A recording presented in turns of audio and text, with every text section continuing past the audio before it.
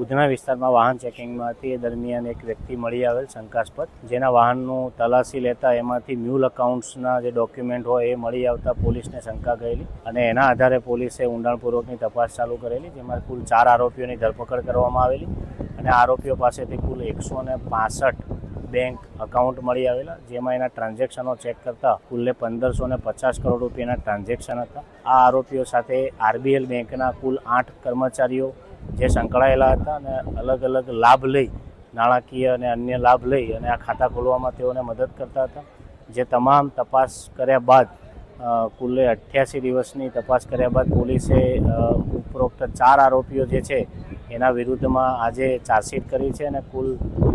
1,50,000 જેટલા પાનાની ચાર્જશીટ કરવામાં આવી છે.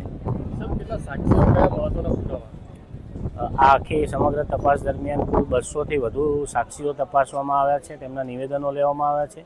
અને જે ખાતા ખોલાવવા માટે આરોપીઓની જે એમઓ હતી એ એમઓના પુરાવા મેળવવામાં આવ્યા છે અને પુરાવા આધારે જે આરોપીઓ વિરુદ્ધમાં ચાર્જશીટ કરવામાં આવી છે અને જે 165